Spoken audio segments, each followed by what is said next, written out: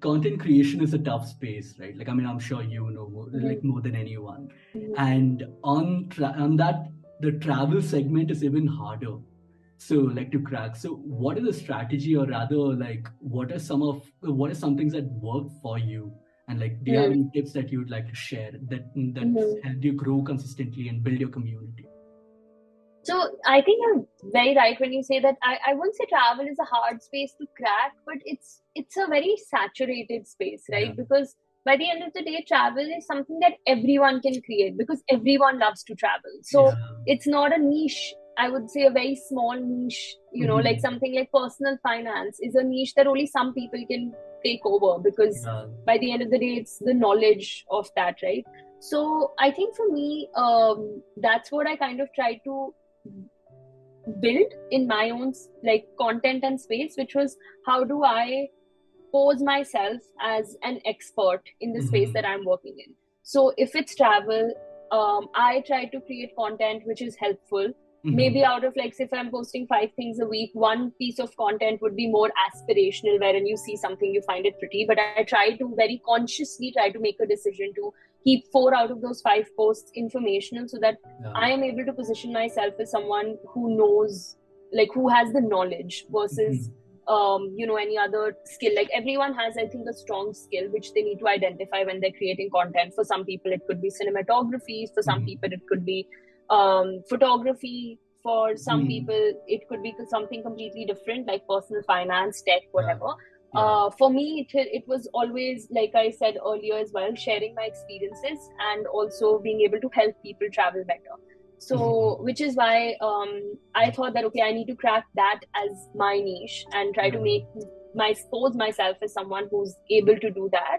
And I think Mhm. that would be my biggest tip for anyone who's starting out. That by the end of the day, you need to be able to position yourself in a way where someone comes to your profile Yeah. only for what you can offer and not Exactly. what not because that's how you get Your more USP, opportunities. Yeah, right? your Yeah. USP. It's like, and like that's the thing. You're a brand by the end of the day. Exactly. Everyone Yeah. is you're working at. It's just if you're working, say for example, I don't know, a brand like Nike, you think about the same thing. What's their USP? How do you work towards growing their sales? It's Exactly. the same thing. Yeah, at the It's end of the it's the day, same it's thing. about branding yourself and your content and everything, right? And as you Exactly. mentioned, you are focusing towards knowledge sharing and also Mm. like tips and tricks and like how can you make it more economical and things like that. Exactly, Yeah. exactly. Things that I've seen in India while they're there, but it's not like information is not very vast, like widely Yeah. available on it, Yeah. and also backpacking is not a big culture in India for especially the younger generation, right? Like Yeah. we only start thinking about travel when we're 28, 29, and those are also like that's what I've grown up seeing trips Yeah. which are curated with groups. Yeah. And but how do you go beyond that? Because I personally feel that traveling with the kind of travel that one can truly enjoy is Hmm. one that's planned on your own, one where you know what exactly what you Hmm. want to do and you enjoy those activities. And if you have a budget constraint, which we all usually do when we're young, that's what I kind of try to help with as well. And also traveling solo as a woman, I think that is something Yeah. that I remember that really was one of empowered your, me. yeah, that was Yeah, one of your series, right? Yeah. yeah. So I, what is a CD? Series. It's, Series.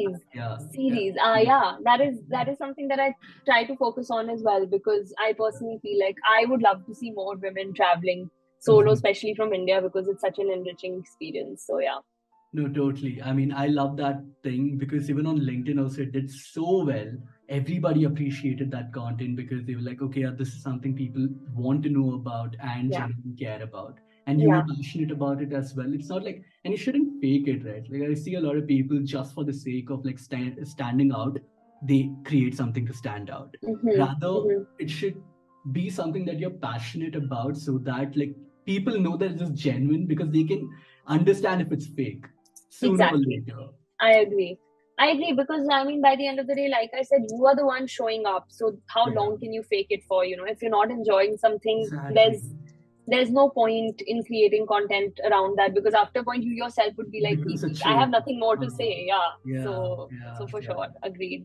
So, okay, next up, like, see, at Mhm. one point, I remember you used to do everything, and you even touched up on that, like in your intro, wherein like you to do A to Z. I remember you used to edit your content, you used to like make the designs, you used to do all the reel editing and creating and all of these things, and you used to come to the meeting and be like, dude, I'm exhausted today.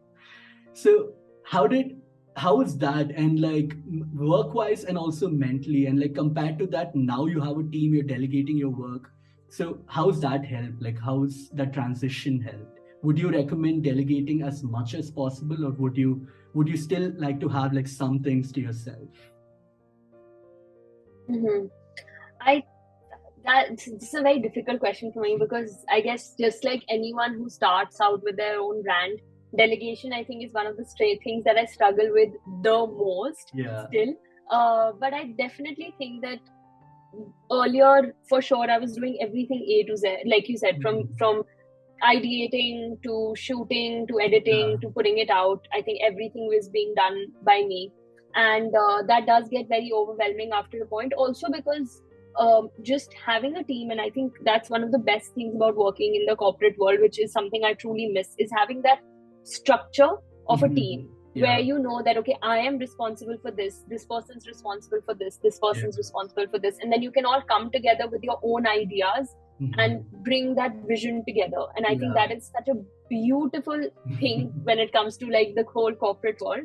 And thankfully I had some experience in it, so I was trying to kind of build up the same thing in my team, wherein I can hire two people who have different skill sets, who can kind of ideate with me. And that is what I needed the most, to be honest, for me to be able to talk to someone, to be able to bounce my ideas off them, and also to get their inputs on my content. And I think it's made a lot of difference, because that allowed me to focus on, like, say, for example, things that were more day-to-day routine tasks, like reaching out to brands, emails, all of that. Those were the things that I could first, delegate, and then focus more on the things where only I can add that spice of value, because I'm traveling, so I know what the experience is. So I could focus my energies on that. And I think that was amazing, because it allowed me to fulfill my vision of some pieces of content that I wanted to put out, while I could very happily see that, okay, the other things that I would have usually spent my time on, maybe even 1 or 2 hours of a day, but by the end of the day, it's a lot, are being taken care of. Even in terms of editing, I have two editors now who work with me. And while again, it's hard for me to let go of the entire thing and be like, okay, everything can be done by you. It's still very helpful. Secondly, also because I was never an editor. So I used to do like very basic editing on my phone. And when I started seeing what all they were doing, I was just like, wow, this is so cool. I can incorporate this in my videos. And even though they're on Instagram, and Instagram's very supposed to have basic editing, I think it can add a lot of flavor to it.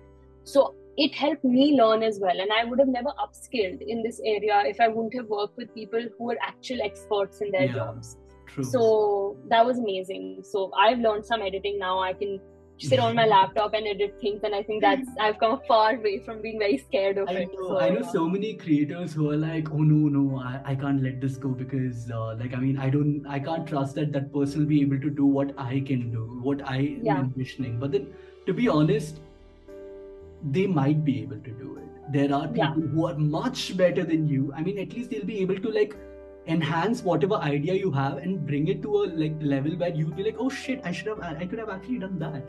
Exactly, because they're the experts in their field. So 100%, I completely agree with that. Totally. Even I also I always advocate like delegate as much as possible, and whatever you feel like, okay, this is something that I don't want to, keep it with yourself, but otherwise please let it go. Exactly. Otherwise you'll start getting overwhelmed, and that's going to be worse, right? So and that's why hiring people with the right skill sets is very important. People, like I said, hard to do. It's very hard to my find God. the right people, right? And that will also keep them. Exactly. So, but it's so nice. I'm very, very happy with the team I'm working with right now, and they're all such fun people. So it's great. I know. I know the feeling. Yeah.